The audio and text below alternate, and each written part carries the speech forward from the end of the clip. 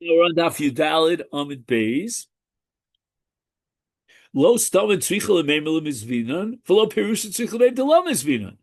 I don't know why the Bryce has to waste its words to tell me that if the buyer of this white wheat doesn't specify that it's for Avoda Zara, that you're allowed to sell it to him. And why does the Bryce have to specify that if he says, I want this wheat for Avoda Zara, that you're not allowed to sell it to him?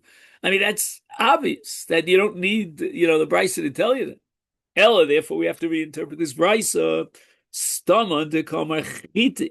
The word stama doesn't mean that he didn't specify it's for avodah zarah, but rather stama means that he didn't specify what kind and what color wheat he wants to buy. Perushan de ka'amar chivasa. If he goes ahead and he says, I'm looking for white wheat, which is apparently a rarity, and not only is it a rare commodity, but I want to add my own shot that it's also aesthetically beautiful, is in that case, once he asks for white wheat and he specifies, we assume that he's using it for avodah zarah. Therefore, we're not allowed to sell it. Oh. So now, at this point, the Gemara wants to derive conclusions about tarnagol. Michlal, we can be medayik from this that the tarnagol, if it's the case of the tarnagol, then afilu stoma nami lo. Right? We would make it in wheat as opposed to a white rooster. So it means a white rooster is asur, even though he didn't specify he was looking for a white rooster, because the heter here in the case of wheat is because he didn't specify that he dafka wants white wheat. If he specified that he wants white wheat, then we're not allowed to sell it to him. And in the case of a rooster, you're telling me that we're even more machmir in the case of a rooster, then you have to talk about a case where he didn't specify that he wants a white rooster. If he specified that he wants a white rooster, then that's equal to white wheat.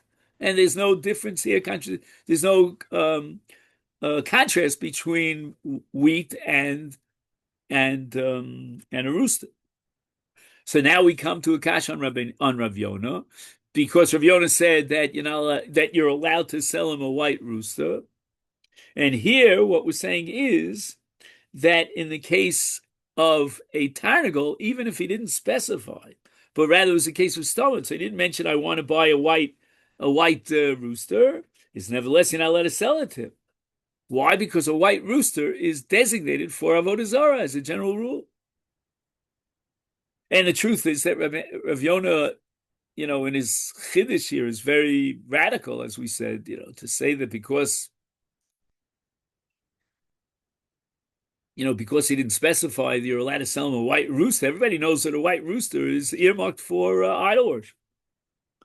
So now the Gemara tries to make an attempt to defend Rav Yonah. Amri, we're going to say the following: Stama means the case that he didn't specify that he's doing it for avodah zarah, but he's looking for white wheat. Perusha de Kamer, when he says explicitly, I want white wheat for avodah zarah. And now the question is, if he specifically said he's buying white wheat for avodah zarah, then of course it's also. I mean, why do I need the brisa to tell me that? Uperushin itzruchla. The stomach case is just a lead-in to teach me the real chiddush, which is perushan. And what's the chiddush of perushan? I could have entertained the idea that he's not interested in avodas kochavim. And then you'll ask me, well, why did he specify that he wants a white rooster if he's not interested in avodah zarah?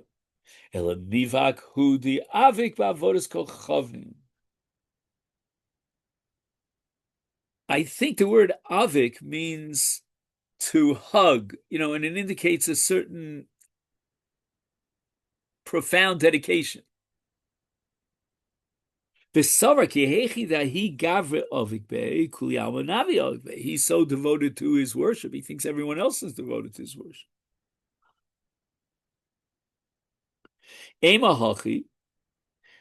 I'm going to make a statement, an announcement. I'm looking to buy white wheat.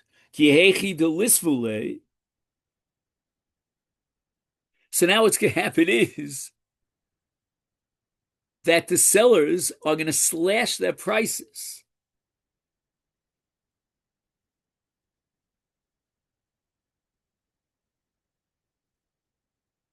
It's really interesting.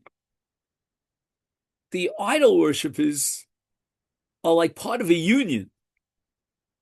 They're part of a political entity. I help you, you help me. We're working towards the same goal. And therefore, if I have a white rooster to sell, and you make a declaration in the market, you want to buy a white rooster, which clearly indicates you are interested in Avoda Zara, I'm gonna cut the price. It's sort of like a very religious man comes in to a store, and the seller says, you're such a religious man, I'm going to give you a lower price. I want to. This is the way I worship Hashem, so to speak. So it could be that this whole thing is a ploy to lower the price. He's not interested in idol worship. He's just saying that he's interested in idol worship so that the other sellers in the market will lower the price. And then the Jew is going to lower his price because, if the price goes down, the Jew has to. Kamash Malan, all this is just a havmi. The Mishnah wants to teach us that you're not allowed to sell white wheat when he specifies his desire to bring white wheat on the Mizbeach for Avodah Zara. And don't think that he's just trying to, pull off a financial coup to get the prices down. And now we're up to Boy Ravash.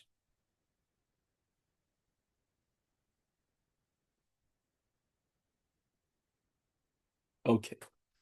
Now, in yesterday's daf, we established that mechusar aver is pasul mizbeach shel avodas kochab, meaning the idol worshippers don't want to take an animal that's missing a limb.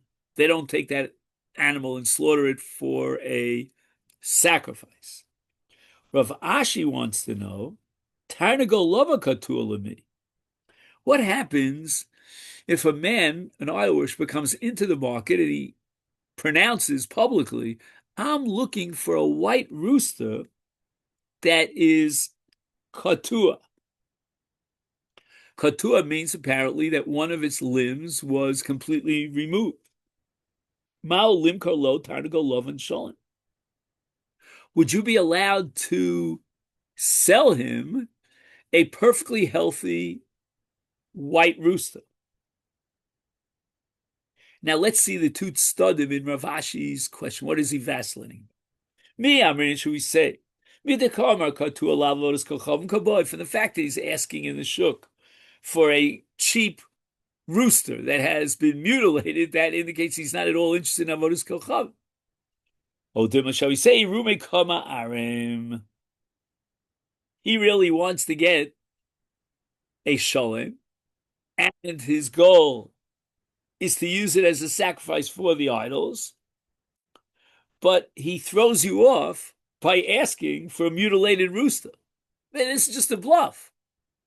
He's really hoping that someone out in the shuk is going to sell him a white rooster. That's going to the second side. The first side is, no, let's take him at face value. The fact that he says, I'm looking for a cheap slash now price, we call it here in Israel, sug bet, that's enough to indicate that he's not interested in avodas kochah. But now Rav Ashi builds a second iboilahu based on an imtim tzalomer on the first iboilahu.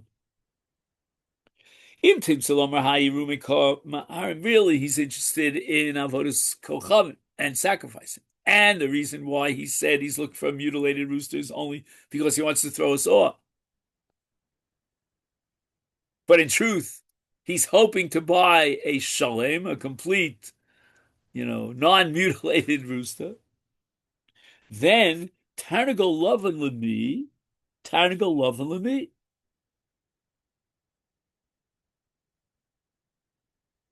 The man announces in the shuk he's looking for a tarnagol lovan. Clearly, it means he's interested in what? In sacrificing to his idols. But what happened? The Yavule shachar v'shakil. one of the sellers came by and says, "Look, buddy, I don't have a white rooster for you, but I have a black rooster for you. Black is beautiful. Were you willing to buy it?" And he buys it. Or alternatively, Yavile Adam V'Shakil. Actually, I don't think the word alternatively is correct here because it says Yavile Adam V'Shakil. Now, in addition to the black rooster that he purchased also a red rooster. Ma'olim Kol Olavan. Now we have another suffix, says Rav Ashi. Can we sell him a white rooster under these circumstances? He's already proven that he's not stuck up looking he's not hung up looking for a white rooster. Me, I'm reading, should we say, Keva Diyavile Shachar V'Shakil, Adam V'Shakil, Lav Avodas Kachav B'Boy. Fact that he purchased a black rooster or a red rooster, which cannot be used for Avodah Zarah, that indicates that he's not interested in Avodah Zarah. Oh, Dilma, should we say, no, he Rumi Kama Arim. He went ahead and he collected, or I should say, agreed to purchase the black rooster and the red rooster just to throw us off, so that we'll think in our minds that he's not motivated by Avodah Zarah. But really, that's what he's looking for. And if you sell him a white rooster, you can be sure it's already 5 minutes later shechted on the mizbeh. Take. Oh, Rab Meir Omer Af Hadekel Chatzav, Nicholas, all this you're not allowed to sell. So Rab Meir is machmer. He's adding other vegetations to the list that are dedicated exclusively for idol worship. Amalei Rav Chizdal Avimi Kmire the Avodas Kocham de Avram Avinu Pirkei Havyon. This is all an introduction to a question. He's saying we have a tradition that Avram Avinu had 400 chapters in his copy of Masechta Avodah Zara.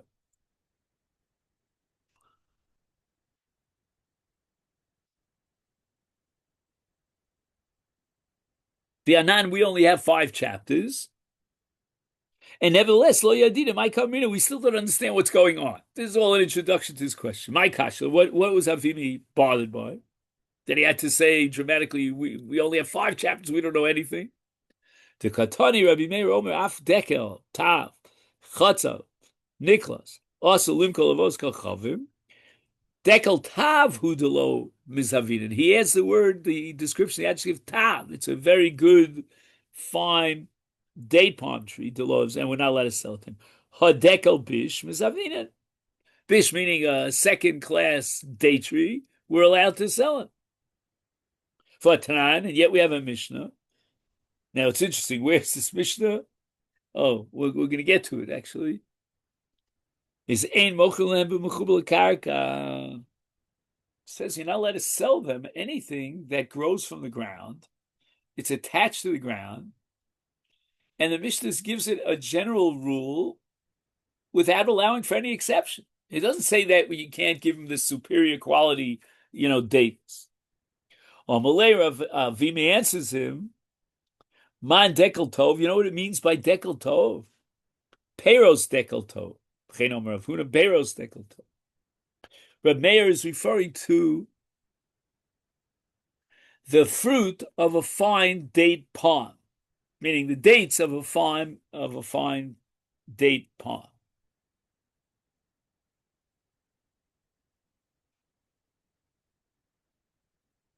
So 1 second. So how does the Gemara answer the fact that our Mishnah says a mochel mehem b'mechubel karka? Just 1 second.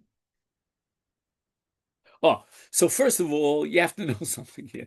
A mochel mehem b'mechubel karka has to do with another avera in tile, and that is lo sichane. And this is a law that applies only in the land of Israel. You're not allowed to sell karka to a guy in Eretz Yisrael because you're being mafkia that part from Kedushas Eretz Yisrael.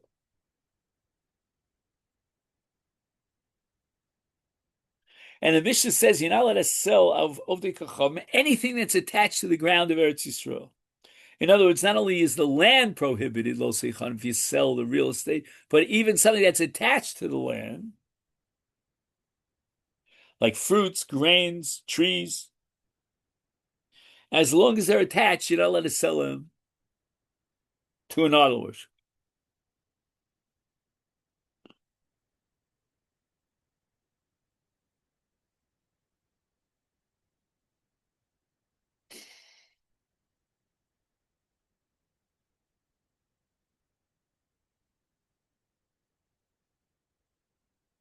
Just 1 second.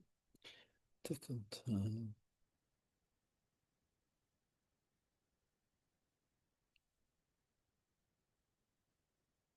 Ah, so Amalei. So right now we're stuck in a question.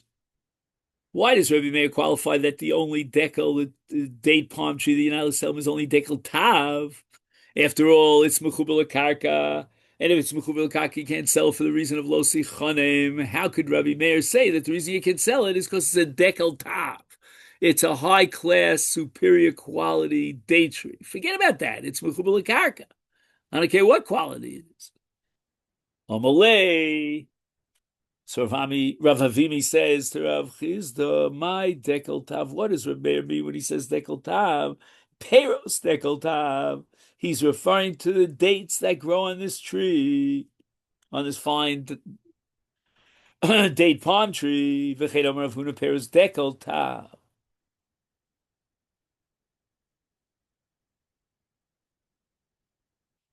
So again, it comes out tzvei dinim here, like there's a brisket tzvei dinim. Excuse me. There's one din that applies to the tree itself that's mechubel karka. And there's another din that applies to the fruits that grow from the tree. As far as the karka itself, or the trees that are attached to the karka, you're not allowed to sell to a guy because of lo sichanet. You're giving him, a basis in Eretz Yisrael. But as far as the fruits of that tree, it all depends. If it's superior quality, then you know that he, the purchaser, who's an Oved Avodas Kacham, is going to use it and dedicate it for the service of his item. Then you're not allowed to sell it. Chatzov, what's chatzov? Kashba. So what's kashba? So apparently there was certain grass that grew straight down. And Yoshua, when he came into the land and he divided up, it took him 7 years to divide it up, the boundaries between one person's son and the other was set up with chatzav, right, with this kind of kashba.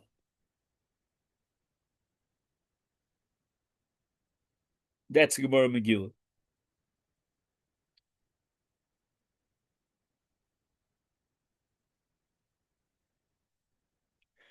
Now, Rabbi Meir adds Niklas.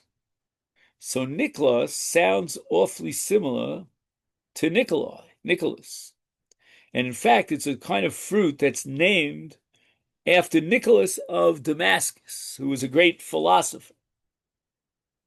And this philosopher named Nicholas used to send these dates from Syria all the way to Rome to Augustus Caesar. Okay, this is a whole discussion here in what's called the Sefer Aruch. Ki Aser of Dimi Omer of Rabbi Chama Bar Yosef Kuryati.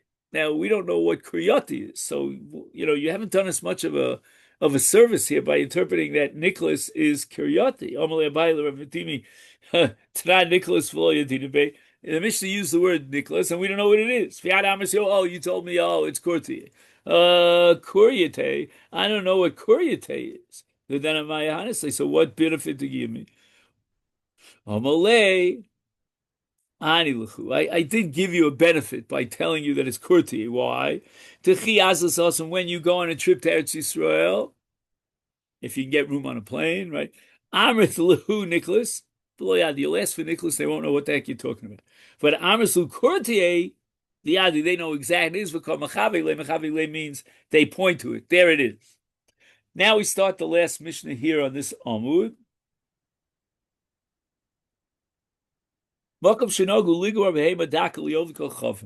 Now, this becomes another overlap of different isurim. Until now, we've been discussing selling animals to idol worshippers under the category of that they'll use these animals to sacrifice, and you're helping them sacrifice to their idols. But now, we're going to discuss another dimension of selling animals, and another reason why it might be prohibited to sell animals to goyim. And that has to do with what's called mishka behema. I think in English it's called sodomy. So this says the Mishnah depends upon minhag. In other words, in certain areas, sodomy was somehow, like at the time of the Mabul, hashchasa ki hishchas kolbasa. So therefore, if it's a place where the minig is that you do sell animals to goyim, that they don't, in that place they don't worry about bestiality. Mochen, you're allowed to sell. Mochen shenagu shalola limkar is ein mochen. Okay, now all this refers to small livestock, meaning you're talking about sheep and goats and the like. Now the Mishnah moves on to what's called the behema gasa. These are the larger animals, like cows, bulls, whatever.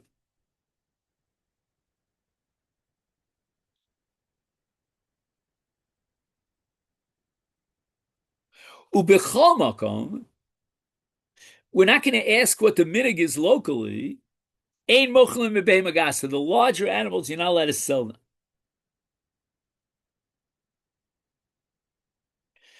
Now, this complicates my mind, but I'm sure we'll figure this out tomorrow because, we're not going to get to the real sugya till tomorrow. But the problem here in selling these large animals is these work animals work in the fields. And the guy is going to work this animal on Shabbos. Now, I don't begin to understand why you can't sell an animal to a guy. A guy's not chayiv in Shabbos. He's allowed to work his animals. There's no lifnei iver. I thought you're only not allowed to rent the animals. So I'm not sure. Maybe what the Mishnah is saying, again, we'll be smarter tomorrow, is that if we allow you to sell these animals, then you'll ultimately rent these animals. And then you're chayiv in shvisas behemto because you own the animal. Agolim usyachim. Okay, these types of donkeys. Syachim are young donkeys. Agolim are calves. Shleimim ushvurim. We're not going to sell them to a guy, whether they're healthy or they are shvurim. Shvurim literally means broken, but I think it means maimed. Now again, maimed animals are not fit for work. So what do you have to worry about the animal working on Shabbos? But apparently, maybe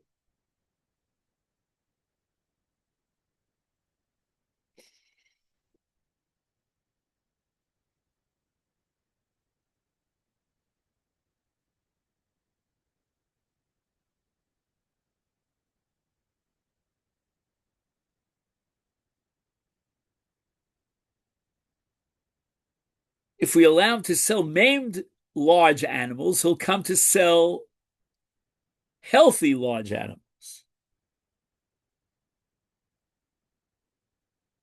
But Rabbi Yehuda doesn't, he's not impressed by this. If you allow him to this, he'll come to that. No. Mate b'shvura, the animal can't work, and therefore there's no violation of Shabbos here. You're allowed to sell it. Then b'seira mate b'sus, you're allowed to sell a horse to a guy. Now, for this, I think we've mentioned this in the past. There's a principle here called hachai nosias atzmo, meaning a horse is not used like a donkey as a beast of burden, but rather he's used for a rider. And a rider actually has to help the animal guide it. Like the animal moves towards a corner, so he has to pull the animal and straighten it out. So basically, it's not simply that the animal is riding the rider, but that the rider is riding the animal, if you know what I mean.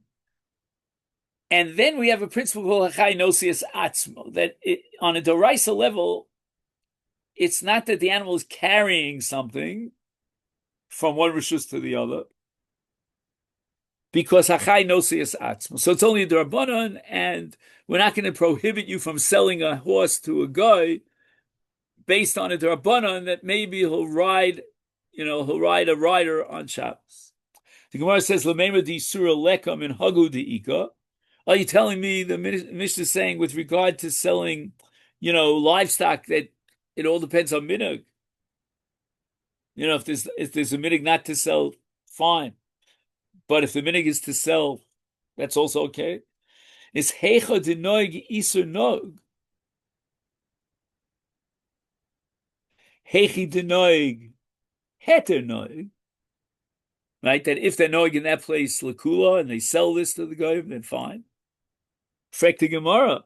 For a minute, I have a Mishnah, and the Mishnah we're going to come up to on Daf Chav Beis, and the Mishnah says, "Ein ma'amida behem v'fudako shalov dekachavim v'nei shechashudim al revia." I don't get it. It's not totally a minhag. Lifnei velosite michshol means that if you sell these livestock to a guy, he's going to have a sodomy relationship with them, and you were the one who was, you abetted in the crime. That's lifnei velosite michshol. It shouldn't depend upon minhag.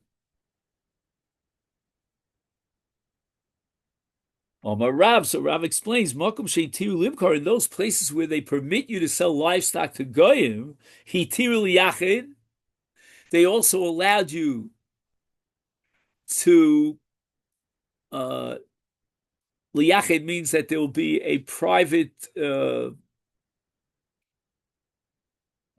meeting. I don't know what word to use here, in which the idolaters are alone with the animal, meaning it's all the same.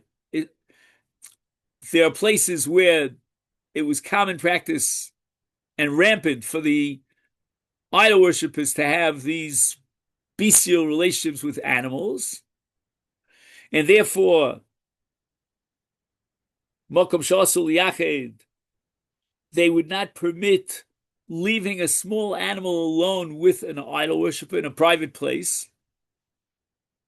And therefore, Asul Limkar, you can't sell it to him because he's going to use it for his bestial purpose. But if in that Mokom they're not afraid, the goyim apparently on a very high level, they don't do bestiality with animals, then you're allowed to leave them alone with the livestock in a private place, and you're allowed to sell them this livestock. So that's why everything depends upon a minhag.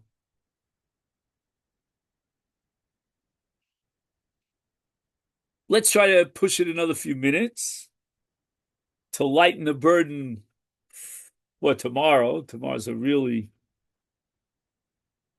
Rabbi Lezer Omer, he offers another pshat here to reconcile these mishnayos, and he says the following: even if they don't allow a Jew to leave a small animal in a private place with a guy because they're afraid of sodomy, mutalimkar. Nevertheless, you're allowed to sell it to him. Why? My time over kochovim chasal behemto shalote aker. So Rabbi Elazar here introduces another element into the equation, which is called in English sterilization. So in other words, the question of whether you're allowed to leave livestock alone with a guy, which depends upon local custom, that was Rav's understanding. Rabbi Elazar understands that the problem of leaving a small livestock alone with an idolater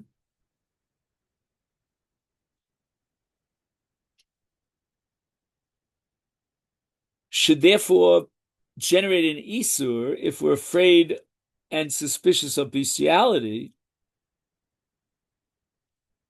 and it should apply straight across the board in every time and every place. However, if you sell it to a guy, then because the guy pays money, we don't have to suspect sodomy. Because apparently, I don't know enough about sodomy, but apparently it causes sterilization of the animal, or it might cause it.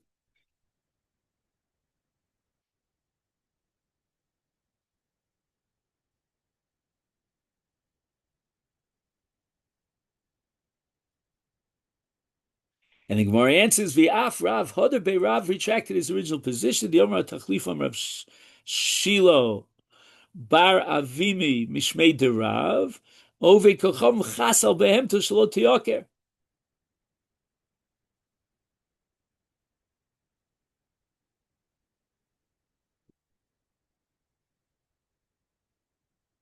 So in other words, the Gemara is being machalik between yichud, and the Gemara is saying that doesn't depend upon minog, on custom, but straight across the board we prohibit allowing a Jew allowing his livestock to be alone with a guy.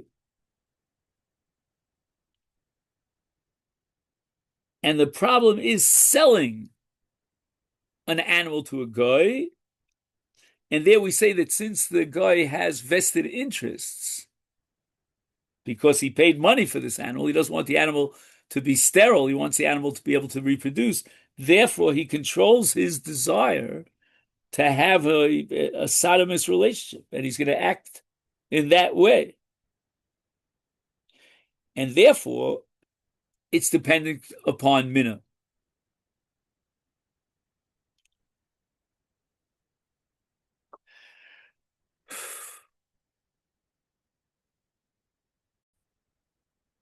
I just want to go over this last point here because it was a little bit complicated. It says Rabbi Loza disagrees with Rav in terms of the Isur of Yichud. He's not willing to establish this as dependent upon a local custom. Rather, he holds that in every time, in every place, there's a prohibition to leave one small livestock alone with an idolater because, in his view, Rabbi Loza holds that idolaters are suspect of bestiality. However, this does not concern us in the case of selling to idolaters. They will refrain from sodomizing their animals inasmuch as that act can render an animal sterile. So Rabbi Elazar agrees that selling is a matter of local custom in those communities that do not wish to rely on the presumption that idolaters do not sodomize their own beasts. The people will act stringently prohibit selling to idolaters. So we're not going to rely on some sort of chazaka that the Avoda Zara don't sodomize. And the Mishnah speaks of livestock alone with a guy.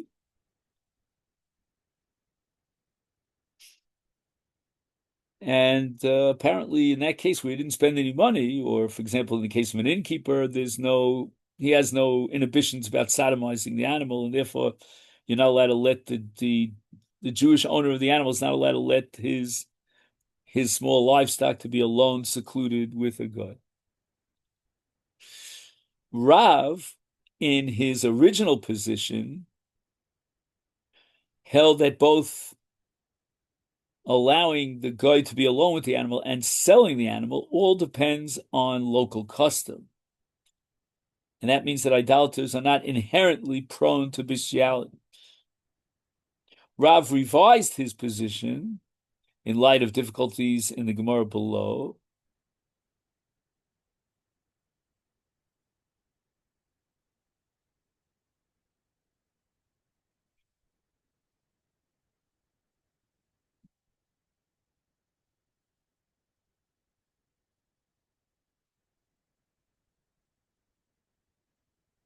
And Ovi Kocham Chas al Behemto Shaloti Oker.